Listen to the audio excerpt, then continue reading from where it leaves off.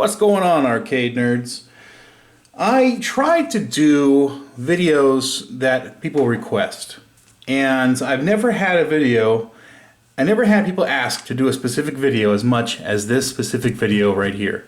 I have had tons and tons and tons of people asking about how to rewind a yoke to make it vector. Now, Fred Konopaska made some videos, and I want you to check that out too. I'll probably put a link in the description on where to find his videos. But I want to show you guys how to make a yoke. This is called a yoke coil. It goes in the back of a tube. Okay, and I want to tell you guys how to rewind a yoke to make it work with a vector monitor. And you'll be surprised on how easy it truly is. It's not hard. It's not hard. Don't let it intimidate you. Okay. Now, to do this, these are the tools that I'm going to use. Plain old piece of cutters, side cutters, or whatever you want to call them. Soldering iron, a steak knife, or you can use a razor blade. And I'm using a hot glue gun. Now, you could use epoxy resin. As a matter of fact, they originally used epoxy resin. This is better with the heat, but honestly, I'm sure hot glue gun will be just fine.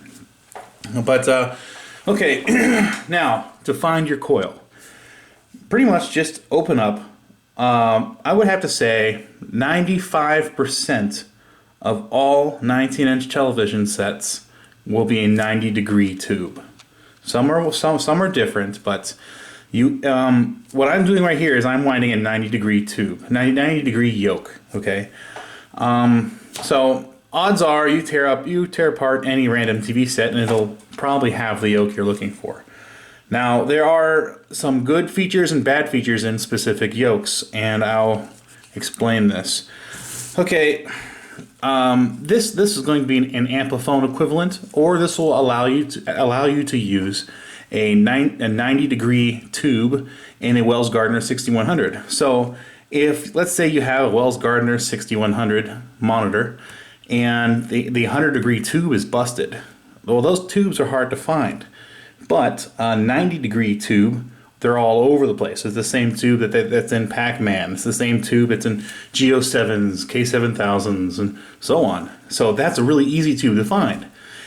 But if you try to use the original yoke on that tube, the convergence will be awful because it's deflecting it at 100 degrees, and by the time it reaches the screen, it separates all three colors. It looks terrible. So you need the correct yoke to put on that tube, but it needs to be wound to work with the vector. Well, okay, I'll show you what I do here. So also, when I'm done, this will be a direct amplifone equivalent. You put it right in the back of a Star Wars or Quantum or whatever, and it'll work. Major Havoc. But okay, so what I'm going to do is I'm going to get this. Oh, you know what? I'll tell you what I'm going to do first. I'm going to tweak this plastic a little bit. Just bend it a little bit. See how that, I don't know if you can tell on the camera, but the epoxy is separating.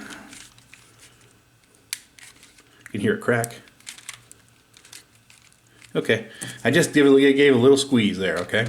Now, I'm going to get my cutters, put it right here. I'm going to cut this. And I like to cut it. Now, you can use a heat gun or something to soften the epoxy, but I like to leave the epoxy hard because it cracks. As long as you cut it, it'll crack, you know? But if you have one that's giving you issues, you can use a heat gun to soften up the epoxy, hair dryer even.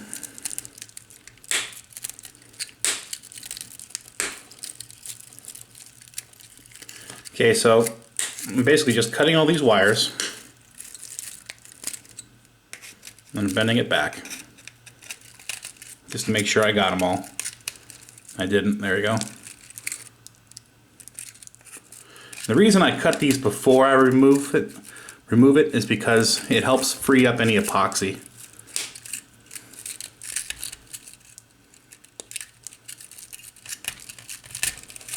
Okay, so I got some more here. Some of these are really easy, some of these are a little hard. This one's a little on the hard side because there's a bunch of stray wires. But okay, just go around and cut the entire All these exterior windings, every one needs cut, all of it.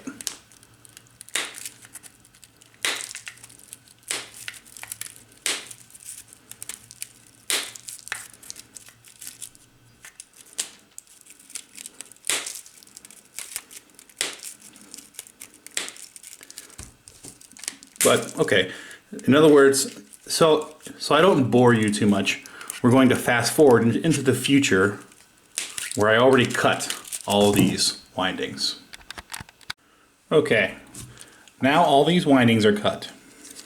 Okay, now you can see the ferrite, this material right here, all around. Okay, now you know what? I want to back up for a second because there's something I wanted to mention before I started this that I think might be useful, might be helpful to you.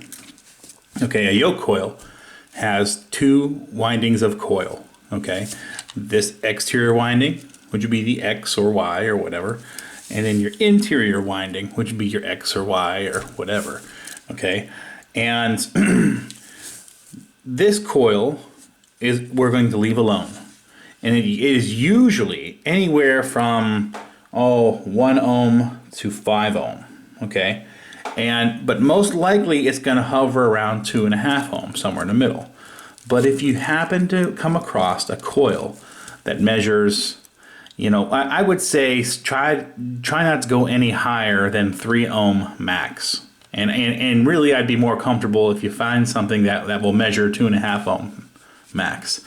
But if you grab a coil that reads 5 ohms off this coil, don't use it, because your deflection angle, your deflection speed on one of your axes will be slower than the other. Okay, now it will produce a picture, it will work, it will whatever, but you'll have issues like some of the vectors may not touch or something like that. And I figured I'd mention I already cut one whole winding out, but let me set this to resistance, and let me see if I can get a reading off of one of these coils. That's in mega ohms, wrong thing. Okay, it's going down 2.5. Now, honestly, I'm measuring this with DC. I have 2.5 ohms. That's fine. 2.4 went for a second there. That's fine. But really, I'm measuring this with DC to pick up the resistance. But honestly, what we're really after is inductance. But since all of these AC circuits, which is what these are wired for, is measured in inductance, and but since most of these have the same amount of windings, a resistance reading will work in our situation here. But okay, so let's go back to where we left off. Now I have the ferrite exposed. Okay, on each side of the ferrite there'll be a little metal clip. Can you see that little metal clip? I'm getting a screwdriver underneath it right now. I'm going to put my thumb here so it doesn't fly off. I'm just going to tweak it a little bit. And here's this little clip. You want to save this clip because you're going to reuse it. I'm going to set that aside. And there's one on the other side. Okay, and I'm going to put my thumb over it again. I'm going to clip this off. Okay. Now, if you're forgetful or something like that, you can decide to mark this right here if you want. And the reason why I say that is because this is where they need to join back together, both these beads. And you know, if you put them any old haphazard way, your picture will be distorted. Okay, so here comes the iffy part. Sometimes this is a pain in the ass, sometimes it's not. Hopefully the epoxy isn't too crazy here. I'm picking off some epoxy right now. I like to try to pick it up. Yeah, we're good. Just get a screwdriver and gently, this can shatter. It's kind of like glass, and you don't want it to shatter because it'll warp the magnetic field a little bit. Okay, so I'm just going to pry at these a little bit. And I can pull this right off now. Okay, and there's clean, ready for winding. And then here's this one.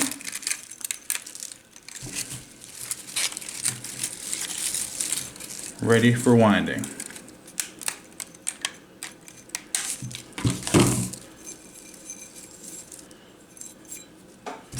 and get all this crap off. So now we have this and this, and you could either throw this copper away or give it to some scrap guy or scrap it yourself. And let me get all this crap and get rid of it.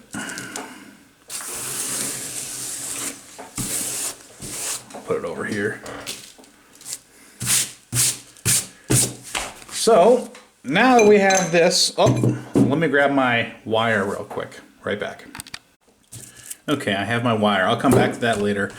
I'm just gonna go ahead and pick off some of this epoxy.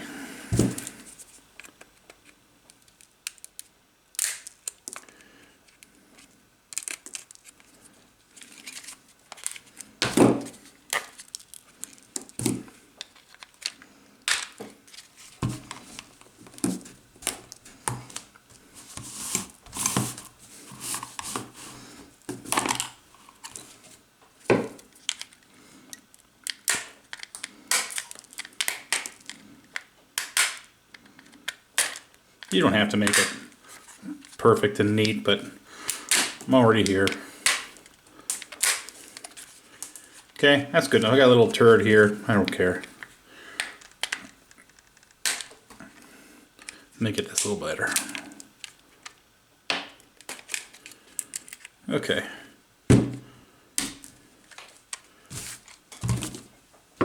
Let me get rid of all this crap. Okay. Now what we're doing is we're making an electromagnet. Okay. This is no different than, you know, science fair projects where you get a screwdriver and you wrap wire around it to make an electromagnet. The difference is that is iron, and iron can have residual magnetism. So in other words, after you energize it and de-energize it, it may still be magnetized, which would pick up a paper clip or whatever. So ferrite cannot have residual magnetism. So the purpose of this ferrite is kind of to smooth out the field and shape it, the magnetic field.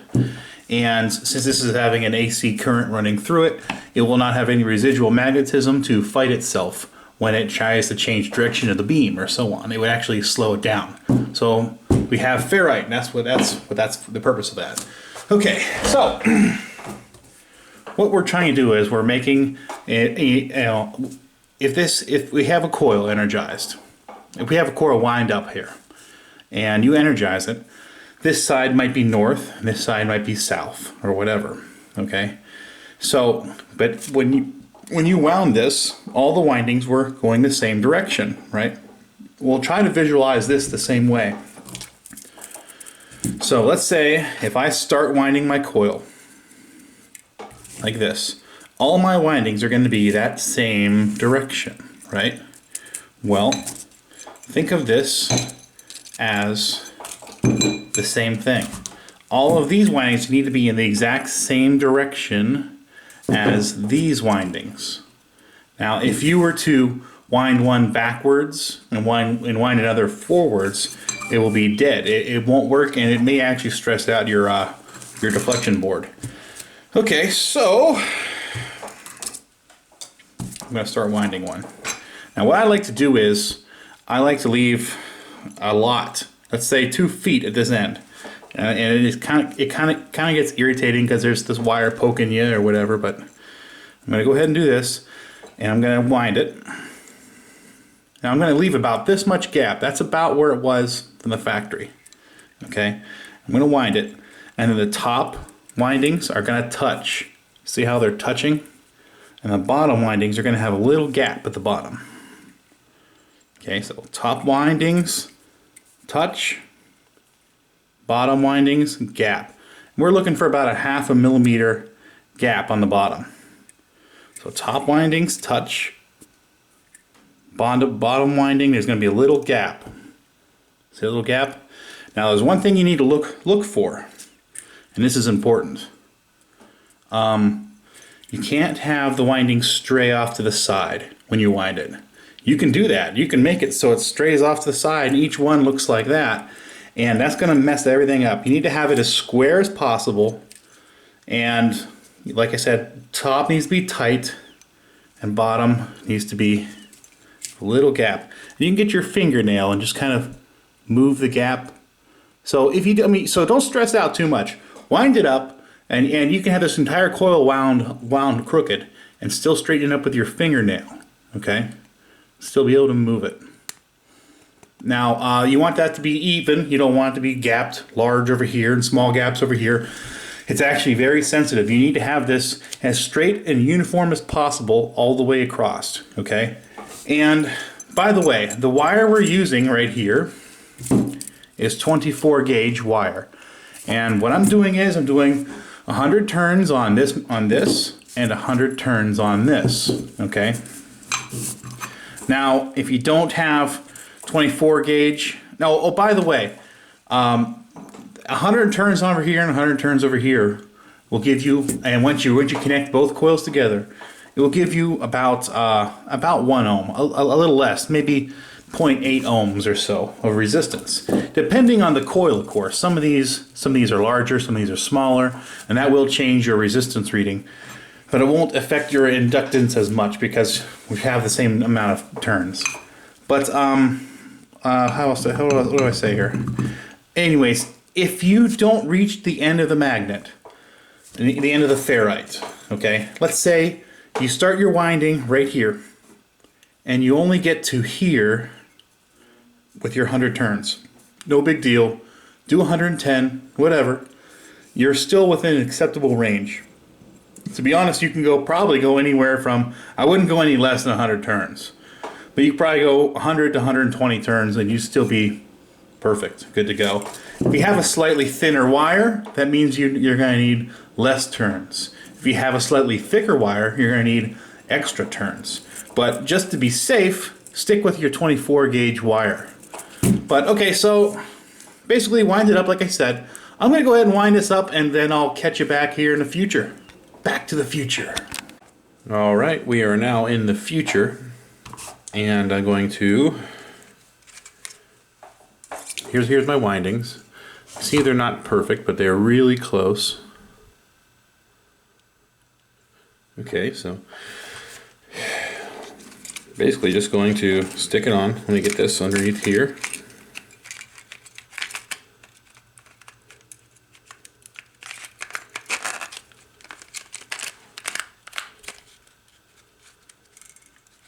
Okay, I'm lining up with that crease.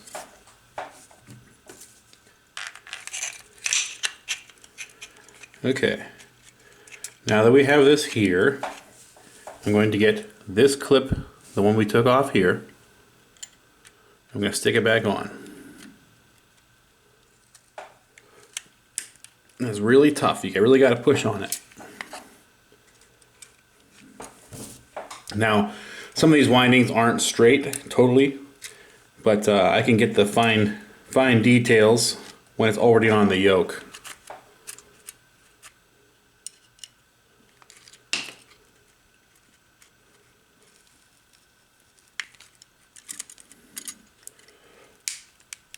Okay, so now that's on. This can move a little bit.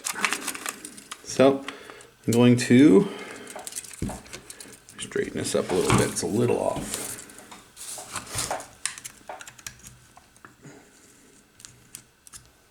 There we go. So I'm going to line this up with the crease. Set on the table. And for now, I'm going to get my hot glue gun. I'm just going to put a little bit right here, a little bit right here. I'm just going to do a little bit right now, and this is going to hold my ferrite in place.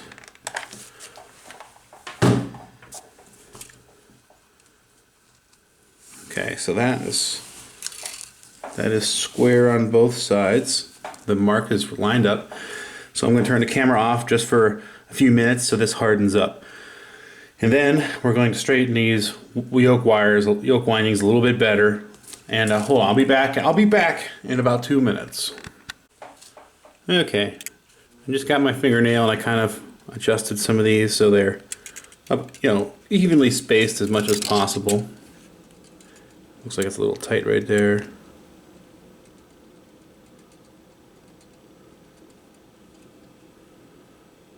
Okay, so what I'm going to do is I'm going to get the hot glue gun, and I'm going to fill this all in.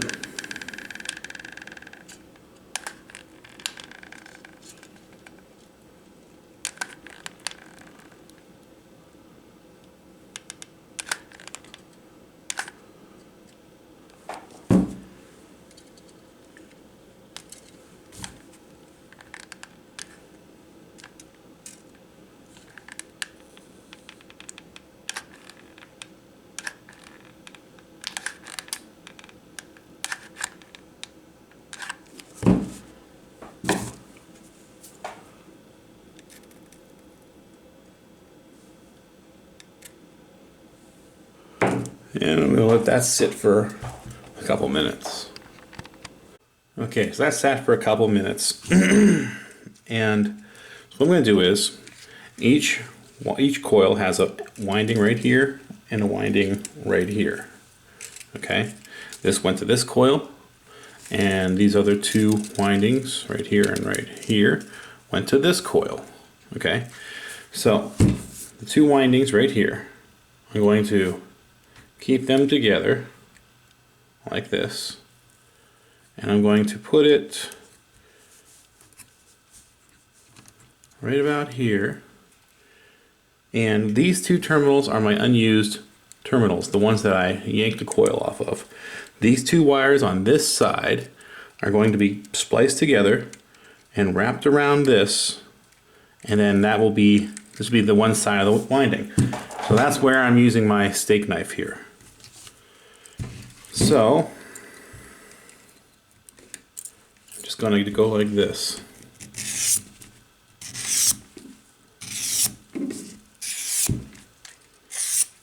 We're just stripping off the enamel. Going all different angles so I can get a nice spot to solder onto. Solder won't stick to it unless you remove that enamel. Okay, so that's like that. And I'm basically just going to take it down here and wrap it a few times.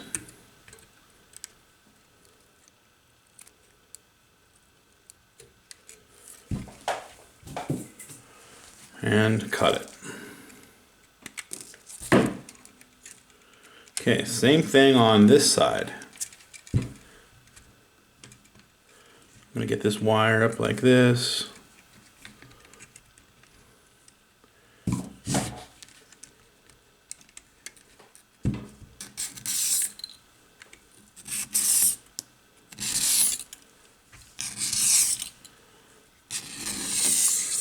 Look at all that enamel.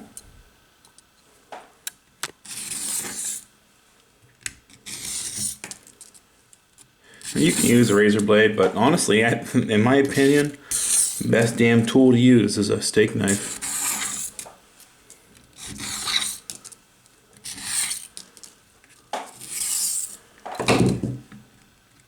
Okay, so I'm going to bring it over here.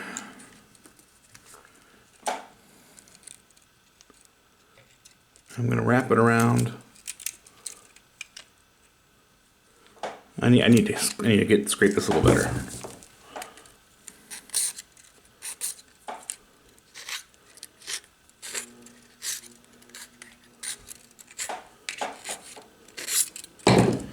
Okay.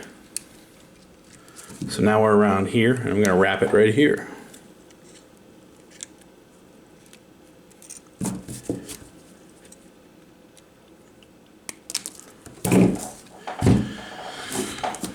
Okay.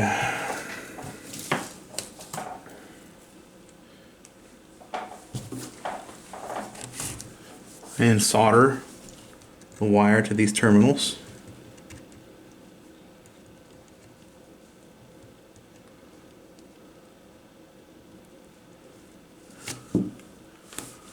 There's that one.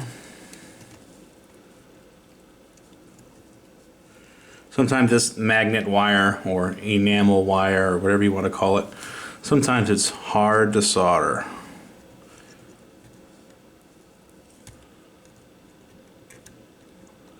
Like this is. Kind of gotta let the heat do the work and let it just overheat. Okay, that's good enough. Okay, so let me grab some wire and let's make the connection. All right, I got myself a connector, Molex connector, and I have some wire. I already pre-tinned these wires. Now, on Fred's deflection kit, these two wires on this side are going to be one coil. These two wires on this side are going to be one coil. But on Atari boards, Atari games, you're gonna want to get a connector just like this with one extra pin, okay?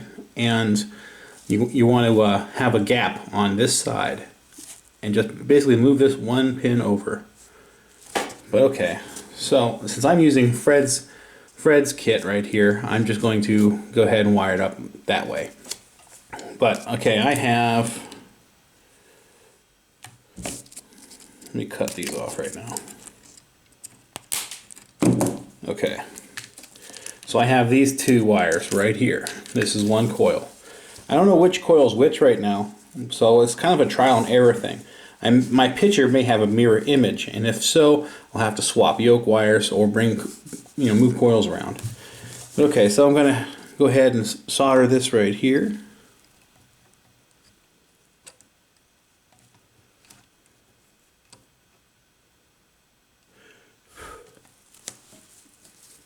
I'm going to solder this right here.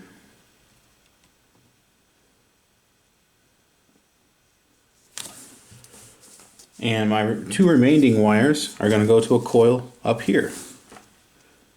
Now, if your yoke coil looks different, you're going to have to get out the meter and test around until you find resistance readings.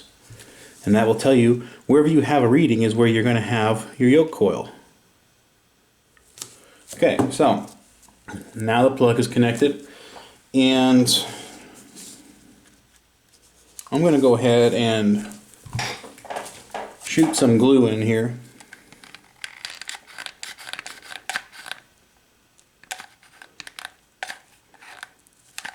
I kind of like to do the top last.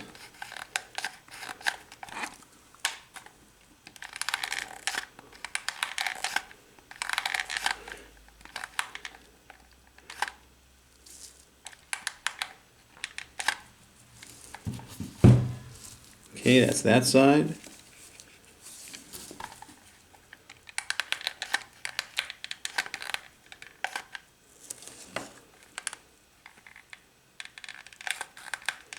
And I'm not worried about it being neat. It just needs to work. Okay, so let me let this sit for about a minute and burn myself with the hot glue. I'm going to let this sit for about a minute, and then I'm going to plug it right into the monitor. So the next picture you're going to see is this will be plugged right into the monitor, and we'll see if I need to swap yoke windings or not. Okay, you can see, if you can tell, everything is a mirror image. See how Atari is spelled like errata? And I did not bother converging this because, this is just the purpose of the video here. So, since I have a mirror image, in other words, the letters look like I'm looking at it through a mirror, it means I'm going to need to swap a yoke winding. This is kind of going to be a trial and error thing. So let me go ahead and do that, and I'll show you what I do. Okay, I really have no idea which wires to swap, so it's kind of a trial and error thing. I'm going to go ahead and desolder this, put this over here, put this over here. Okay, so let's try it. Well, that did it. Now, keep in mind, this is just a test rig. I do not have a D-Gauss coil connected. There is no impurity rings connected, nothing like that. This is just to test deflection, and I have perfect deflection. So that's how you do it. Please ask me questions down below. I will help anyone that asks. I'll do my best, and I try to keep these videos as simple as possible so everyone can understand them. And yes, you can go further down the rabbit hole, but this is the simplest way I can describe it. And I just don't want people to be afraid to do this, because it's not hard. It's not hard. All right. Have a good one. Please subscribe. Give me some ideas on future videos.